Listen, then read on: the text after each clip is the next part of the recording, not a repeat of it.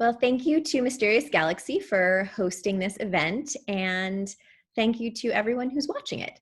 I'm Jill Santopolo. I am the associate publisher of Philomel Books, which is an imprint at Penguin Young Readers, and I have had the privilege of editing Andrea Robertson's books for the past, I think, decade. Is that right, Andrea? This is our decade year. So oh my gosh, we should have a party once we're allowed to leave our houses. Yeah, that would be good. So Andrea Robertson, who is here with us tonight, is an internationally best-selling author. She has written the Nightshade series and Invisibility with David Levithan, and she's also the author of the Inventor's Secret trilogy. She's originally from Minnesota, and now she lives in sunny California. Hello, Andrea. Hi, Jill. It's great to be able to chat with you across the miles. Yeah, all across the entire nation. It's true. We are on the coast. So the coast. I know it's so much earlier for you than it is for me. I know. It's only 7 o'clock here, so it's and the sun's still up. It's like bedtime over here. I like my pajama pants are on under my pretty top.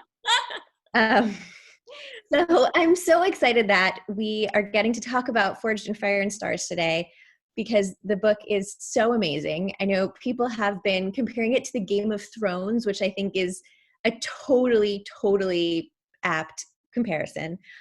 So for the people who don't know about the book yet, will you just tell us a little bit about it? Sure. Forged in Fire and Stars is the story of Ara, who is an apprentice blacksmith.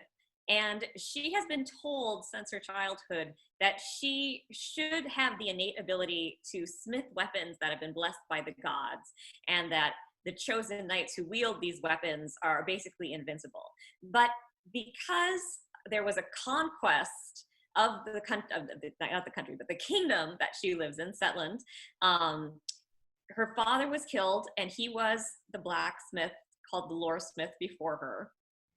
And he was supposed to teach her how to do these things.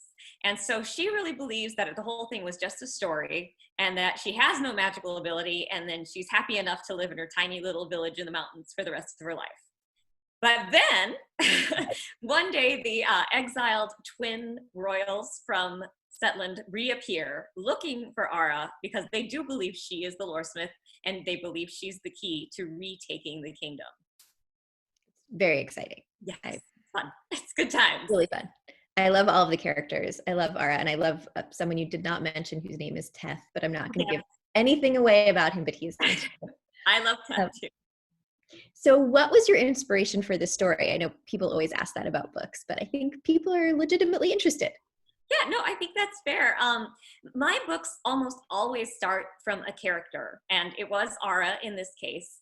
And what I knew about her, my ideas for some reason tend to happen when I'm walking my dogs. I mean, that happened with Nightshade, happened with Inventor's Secret, and now it has happened again with Forged in Fire and Stars. But I knew Ara was a blacksmith, and I knew she lived in a really isolated place, and basically was hidden.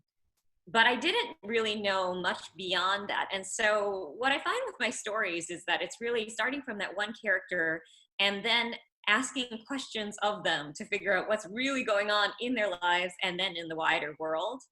And I think I was really fascinated by the idea of Ara being a blacksmith, because, blacksmiths are usually background characters. They're smithing shoes for horses, and making weapons and armor, but they're not usually the hero of the story. And I thought it just really intrigued me that the central character, the heroine of a story, would not be a fighter, that she would be pivotal, but in a way that you never really encounter in most fantasies. So that was really the inspiration, was Ara herself. That's really cool. So I know you have a PhD in history. Sure. Did that influence the way you developed the world at all? It does. I feel like history, it affects everything that I write, just because I spent so many years studying it.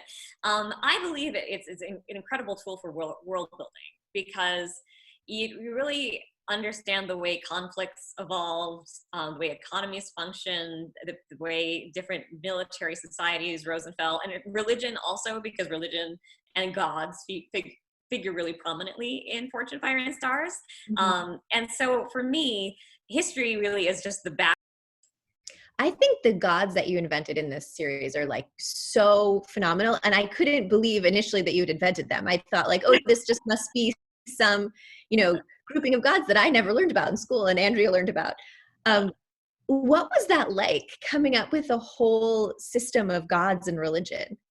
It was wonderful. I mean, that was one of my favorite things to do in the books. I've really always enjoyed fantasy series that have gods, either distant gods or very present gods in them. I think it's because I was obsessed with Greek and Roman mythology when I was growing up, and then more recently I've become very interested in Norse mythology, and just knowing all those the systems that people establish, the characteristics of gods, particularly when gods have flaws, and the way they want to move through the world and either punish humans or try to help humans or really stay neutral about it but have their own thing going on. It's just so fascinating, and I think that the gods that we create reflect who we want to be, or else reflect what we're afraid of about ourselves. And so in Forged in Fire and Stars, the gods chose the kingdom of Setland because they believed the people who were there were meant for them. So it was kind of an interesting reversal of things where the gods chose the people as opposed to the people just happening upon gods. And I really liked playing with that idea. It's so cool. So you've written a few different series now, and each one has a really unique and different world in it. And I was wondering if you saw any similarities or any sort of common themes among the world of Nightshade and Rift and Rise, and the world of The Inventor's Secret, and the world of Forged in Fire and Stars. Well, I think there are a few themes that always seem to come across. One is feminism. I'm a feminist, and I just would never create central characters who are not, don't believe in being themselves and finding their way through the world through courage and helping others and really fighting for equality. I think that's very important to me. The anti-feminists in my book are the villains. Always. As they should be. Yes. So that's definitely true. I also, nature is really, really important to me personally. And I find that that theme tends to crop up in my books. Not so much in The Inventor's Secret, though the natural world does play a part. I think because steampunk is so focused on makers and craft and machinery, that the natural world took a little bit of a background place in the Inventor's Secret series. But particularly in Nightshade and Forged in Fire and Stars, what's happening in the natural world is incredibly important to the world of the characters. And that's because the natural world and my love of animals, that all of that has always been really, really important to me. So I think that my belief in the power of nature tends to infuse my books. Can totally see that. So I've heard writers talk in different ways about whether they have characters who are kind of stand-ins for them, or characters who have pieces of them in them, or every character is a version of them. How much are you like any one of your characters? You know what? I always find this really fascinating because it's something that I discover as I'm writing the book. I've never set out to write a character that's like me. And I would say most of my characters are not like me. Like there's definitely my full world philosophies tend to make their way into the stories, but usually over across a number of characters. They're not like a singular character who's speaking for me. But I do often have characters emerge who I relate to in ways that I never expected. And in this series, the Forged in Fire and Stars series, I was really surprised because the character who I ended up relating the most to was Eamon. And Eamon, I always knew he'd be a major character, but I didn't really know, he is, just for people who, obviously the book is new, so most of you have not read it, Eamon is the younger of the royal twins who show up. So his sister Nemea is the person who is going to actually take the throne should they succeed in fighting back the conquering empire. But Eamon is very, very close to her because they are twins, and where she's a fighter, he's the scholar.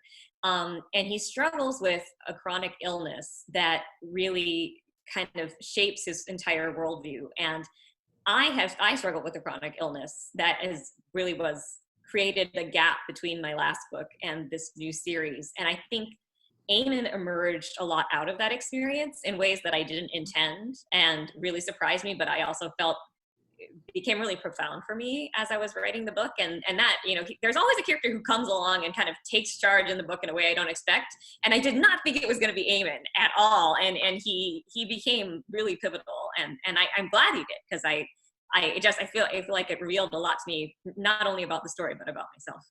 I feel like I'm going to read him differently now. Okay. Did your realization of that change the way you write him or write the other characters in relation to him?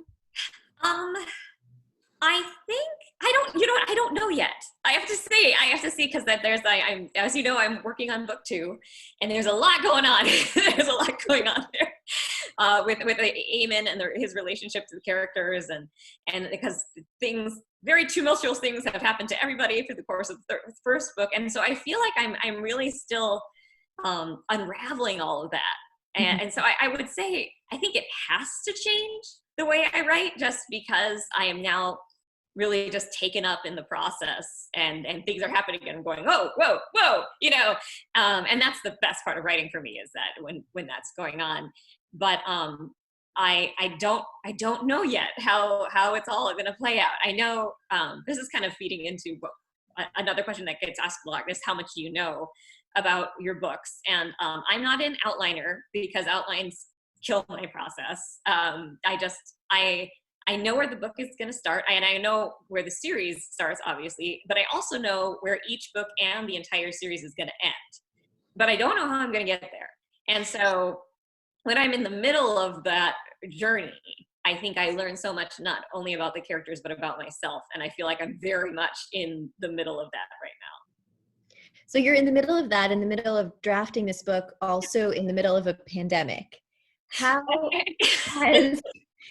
has this experience of what's going on in the world right now, has it or has it not changed the way you write or your writing process? Mm-hmm. I would say the pandemic is, because I'm a writer, I write from home. So literally my life and my day-to-day existence hasn't changed that much, but there's grief, I feel like, that's come along with the pandemic, that some days it's just I need to step away from the writing world in order to just kind of deal with those feelings. But for the most part, I feel like it has just kind of, it feels kind of like a roller coaster. Like some days I'm like, I'm so glad I'm writing this book because we need to all escape together, and I'm so thankful I have this world to escape into. And then other days are like, why am I doing this? I need to quit and become a nurse and do something else for the world. But I really, from what I've seen and heard from people, I think that's really common. I think that those big peaks and valleys are what we're all experiencing. So I try to be kind to myself, and just really also embrace how I'm getting to know the characters, because my characters in my books become friends. They become very real to me. And I keep trying to remind myself what a gift that is, to be able to have this relationship evolving with the people in my books. And that's how rare that is. And despite the horrors in the world, this is a gift that I get to have, and I'm thankful for it. So I just try to remember to be thankful and to just hope that the pandemic ends. It's hard. Do you have any sort of tricks or tips that you use when you're trying to create your characters? Because they're all so different and they're so fully rounded and fully formed, and they really do, at least to me, feel like, oh, that's a real person that like maybe existed in this fantasy world at some point in time in some other universe. Like, how do you work to develop your characters? This is one of those things where I've just started to accept and know. I used to try to like make stuff up to try to answer these questions. And I have embraced now what I call the magic parts of writing. My favorite book about writing is by Stephen King, and it's actually called On Writing. And he has the best answer to the question of, like, how do you come up with the ideas? Where do your characters come from? And he says, every writer lies about this because you don't know. And I true. That's true. I don't know, because they really just, it's like, as I was talking about where the book of Forged in Fire started, it was Ara showed up in my head one day when I was walking. And then I had to get to learn to know about her. And then other people also show up along the way. And it's like kind of, I don't even know how to describe it. It's kind of like a mystery. It's kind of like being surprised all of a sudden, where the people are like, hello. And also it's very exciting when they and this still, again, with, it's like these magical, inexplicable parts of writing where I'll be just writing and a character will all of a sudden take off and do something, and I was like, what is happening now? And it's like, how can that be? I'm like, I'm writing this, how is this happening? But it happens, and it's incredible. So I feel like I just kind of have to give myself over to the characters and say, okay, you guys, just show me what's going on, and I'll try to put some order to it. So what was the most surprising thing that happened while you were writing Forged in Fire and Stars? Oh my goodness. Wow. I can't, it's like, I can't remember right now, but there was something that just, I would have to say I can't give it away, but there is a fox in the book, and the fox ended up doing and being things I didn't realize at all. And then I was like, oh well, fox, okay, that's good. But I love fox, and it made me love fox even more. So Fox was initially just a fox. Yes. And then fox does a lot more than being. Does a lot more than that. Yes, yeah. Yes. Fox was just fox because Teth is a thief who lives in the woods, and he's made friends with the fox who kind of hangs out with him. And I was like, isn't this cool? Teth's got a fox, and Fox is really, Fox was pretty much just kind of comic relief, and also just, I love animals. So I'm like, wouldn't it be cool if there's a fox? And then all of a sudden Fox was like, oh no, I've got a lot more going on than lady. And so, yeah, I would say Fox. That's awesome. Oh, I love what I'm learning in this conversation. Yeah, it was fun. So, writers are often readers. Are there any books, like either in your childhood or now, that you think have helped shape you as a writer? Oh, so many. I feel like every book I read shapes me as a writer. But I do have what I would call my foundational works that I read as a child and as a teenager. And they're pretty much the classics, with the Lord of the Rings, Chronicles of Narnia, Chronicles of Prydain, The Dark is Rising. And then I feel like more recently, obviously, Game of Thrones was excellent, of the books that are written, because I like a lot of people, I didn't like the ending to the series at all, and I doubt we're going to get a different ending, but I always am kind of like, well, it would have been nice to read a different ending. But I also I know George R. R. Martin's really busy, and I know what it's like to get really busy as an author, so I don't want to keep too much sorrow upon him. But I would say a lot of, I love Neil Gaiman. There's a sci-fi series called The Expanse, by James S. A. Corey, that is an incredible television show, but I read the books first, and they're my favorite sci-fi books I've read. And I feel like I learned a lot about character dynamics from those books. And because every book is unique and the plot changes so much, but the core characters always remain the same, and their relationships just get deeper and deeper. And I highly recommend that series. Cool. Yeah. So when your readers are finished reading Forged in Fire and Stars, what is the one thing that you hope they take away with them, or they're thinking about when they're finished with the story? Oh, well, I do hope they really want to know what happens next. But I really hope that they are, and this is going to sound cruel and horrible, but I kind of want them to be torn about what they think should happen, because life is messy and complicated.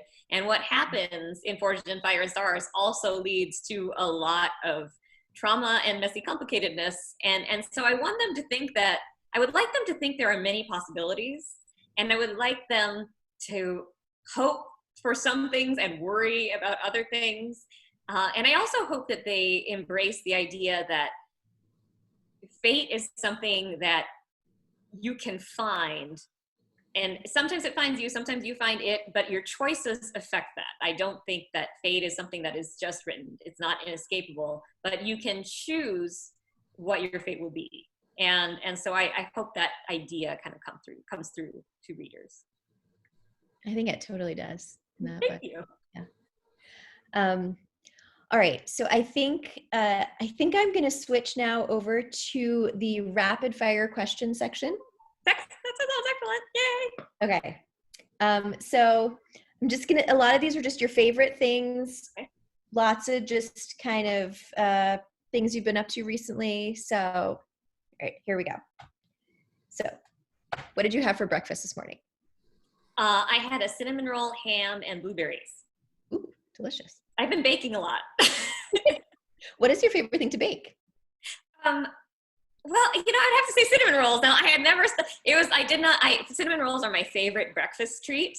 And I'd never made them myself. Because I don't usually bake. I love baking, but I don't bake because I really don't want my house to be full of baked goods all the time because it's just me and my husband. But now it's quarantine. And I'm just like, whatever. I'm going to bake as much as I want. And I really do love making cinnamon rolls. But I also love making making breads. I tend to like making things that are more bread-based as opposed to cake-based, though I will make both. Very nice. What's your favorite color? Green. What superpower would you have if you could have any superpower in the world? Flight. I just would love to be able to fly. What fantasy world would you like to vacation in? Oh, that's really hard. I think like the last unicorn, the lilac forest. It's that world sounds really beautiful to me, and there's magic in it. So yeah, I would go to the last unicorn world. Nice vacation. What type of animal would you want to be your best friend? Oh, that's so hard. So I have this, and you will get this, Jill, because you have read my books, and I would be so torn between a wolf and a horse because they're like my two favorite animals, and I really, really, really would love to have a wolf friend, but I love horses and you can ride them, and so I don't know if I can choose, but it would be a wolf or a horse. You need both, two best friends. It's true, I think so. What is the last thing you watched on television? So there is a kind of a mystery / police procedural series on Amazon Prime called Bosch, and it's based on the detective series by Michael Connelly. And the newest season just released in April, and I'm just now getting around to watching it. So that's what I've been watching. What is the first place that you want to visit when you get to leave your house again? A restaurant. I know my husband and I are both just like, neither of us realize how much we like to go out to dinner together. And so we just really want to go have a date somewhere. But other than that, I really, I want to get back to Minnesota to my family because we usually go back in the summer and we are not sure if that's going to happen this year because of restrictions. And we want to be safe. We want our family to be safe. So we'll see. What is the last book you read? Oh, the last book I read is How Much of These Hills is Gold by C. Pam Zhang, and I can't recommend it enough. It is beautiful. It's devastating. The language is gorgeous. It's about two Chinese American sisters who are basically struggling to make their way in a 19th century California mining country, and it's just incredible. If I were still teaching history courses, I would assign it. Sounds fantastic. It's good. I recommend it. Okay, and then the last question. What is one word that your readers can look forward to in book 2 of the Forged in Fire and Stars series that will give them a hint to what's going to happen? Ooh, this is good. Jungle. Jungle. I like it. Yes. I like it. All right. So I think that is our conversation for the evening. Thank you, Jill. Yes, it was really fun talking to you, and thanks to Mysterious Galaxy for hosting us. Absolutely. All right. Okay, have a good night, bye. everyone.